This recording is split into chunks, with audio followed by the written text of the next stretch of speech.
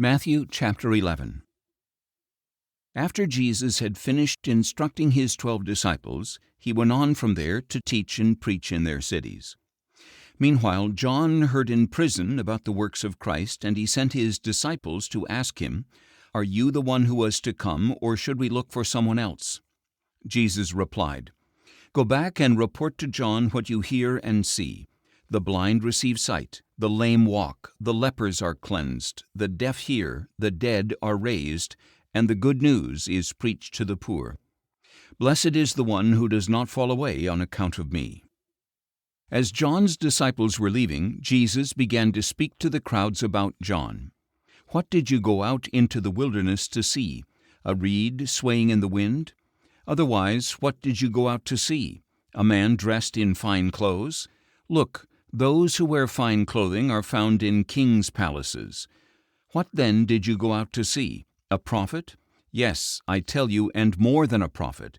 This is the one about whom it is written, 'Behold, I will send my messenger ahead of you who will prepare your way before you.' Truly I tell you, among those born of women there has risen no one greater than John the Baptist. Yet even the least in the kingdom of heaven is greater than he. From the days of John the Baptist until now, the kingdom of heaven has been subject to violence, and the violent lay claim to it. For all the prophets and the law prophesied until John, and if you are willing to accept it, he is the Elijah who was to come. He who has ears, let him hear. To what can I compare this generation? They are like children sitting in the marketplaces and calling out to others, 'We played the flute for you, and you did not dance. We sang a dirge, and you did not mourn.' For John came neither eating nor drinking, and they say, 'He has a demon.' The Son of Man came eating and drinking, and they say, 'Look at this glutton and drunkard, a friend of tax collectors and sinners.' But wisdom is vindicated by her actions."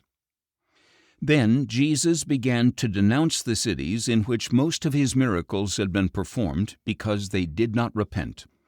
"Woe to you, Chorazin! Woe to you, Bethsaida! For if the miracles that were performed in you had been performed in Tyre and Sidon, they would have repented long ago in sackcloth and ashes. But I tell you, it will be more bearable for Tyre and Sidon on the day of judgment than for you. And you, Capernaum, will you be lifted up to heaven? No, you will be brought down to Hades. For if the miracles that were performed in you had been performed in Sodom, it would have remained to this day. But I tell you that it will be more bearable for Sodom on the day of judgment than for you." At that time Jesus declared, "I praise you, Father, Lord of heaven and earth, because you have hidden these things from the wise and learned and revealed them to little children. Yes, Father, for this was well-pleasing in your sight. All things have been entrusted to me by my Father. No one knows the Son except the Father, and no one knows the Father except the Son and those to whom the Son chooses to reveal him. Come to me, all you who are weary and burdened, and I will give you rest. Take my yoke upon you and learn from me, for I am gentle and humble in heart, and you will find rest for your souls. For my yoke is easy, and my burden is light."